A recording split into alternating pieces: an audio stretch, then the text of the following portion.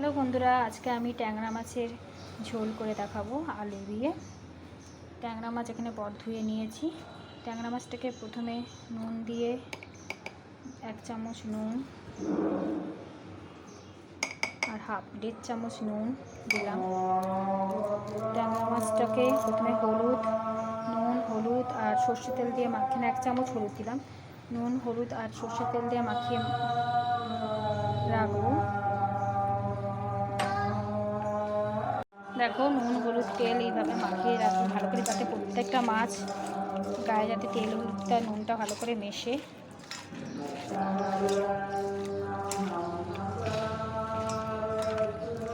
এখানে ডিমওয়ালা ট্যাংরাও আছে, এমনি ট্যাংরাও আছে। এখানে 1 কিলো মতন ট্যাংরা আছে। এখানে আলু লম্বা লম্বা করে কেটে নিয়েছি, আর নিয়েছি 3টে বড় বড় পেঁয়াজ কুচিয়ে নিয়েছি, একটা বড় টমেটো কুচিয়ে নিয়েছি, ধনেপাতা আছে, কাঁচা লঙ্কা আছে। এখানে আদা রসুন পেস্ট 2 চামচ, ধনে গুঁড়ো 1 চামচ বড় চামচে, জিরে গুঁড়ো 1 চামচ, কাশ্মীরি লঙ্কা 1 চামচ, হলুদ 1 চামচ। প্রথমে মাছগুলোকে ভেজে নেব। কড়াই গরম করতে দিয়েছি, কড়াইতে তেল দেব।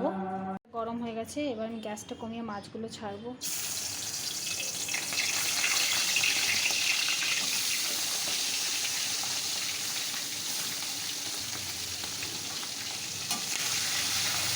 ছেড়েই একবারে সঙ্গে সঙ্গে নেড়ে দেবো, দিয়ে মাছটা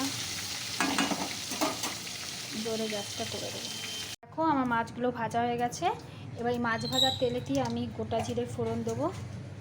সাদা জিরে একটু ফোড়ন দিয়ে দিলাম।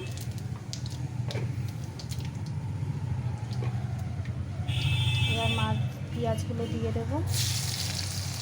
পেঁয়াজটা একটু আমি বেশিই দিলাম, 3টে বড় বড় পেঁয়াজ দিয়েছি, পেঁয়াজটা একটু বেশি দিয়েছি।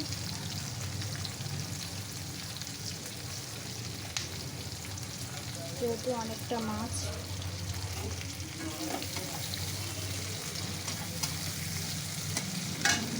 দেখো পেঁয়াজটা হয়ে গেছে। এবার এই আলুগুলো দিয়ে দেবো।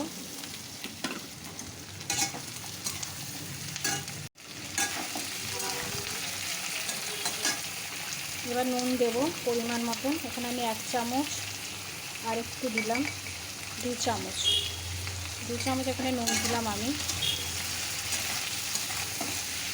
এইভাবে তোমরা বাড়িতে ট্যাংরা মাছের ঝোল করে খেও, সত্যি বলছি খুব টেস্টি হয়। এখানে যেই মশলাগুলো নিয়ে নিয়েছি, এর মধ্যে আমি একটুখানি জল দেবো।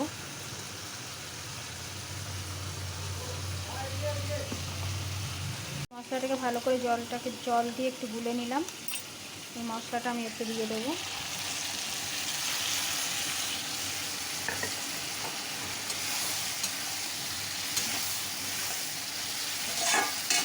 এবার আমি টমেটোগুলো দিয়ে দেবো, লম্বা লম্বা করে কেটে রেখেছি।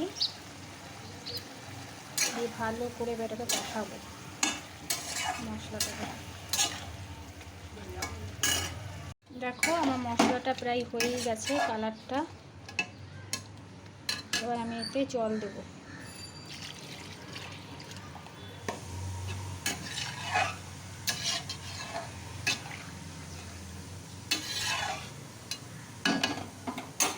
ঝোলটা ফুটবে, তারপর মাছগুলো দিয়ে দেবো। এখানে আমি কাঁচা লঙ্কা দিয়ে দিচ্ছি 4টে, দিয়ে ঢাকা দিয়ে দিচ্ছি।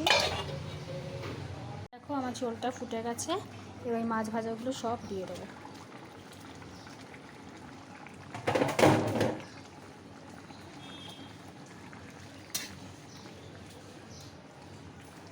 মাছগুলো দিয়ে একটু ফুটবে, তারপর এতে গরম মশলা আর ধনেপাতা দিয়ে ঢাকা দিয়ে দেবো।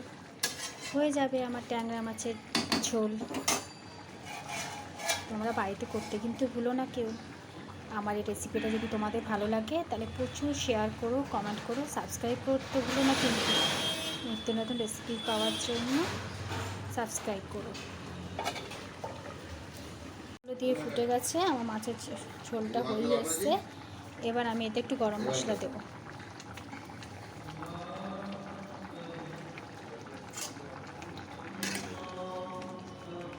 এবার আমি ধনেপাতা ছড়িয়ে দিলাম। হয়ে গেল আমার ট্যাংরা মাছের ঝোল।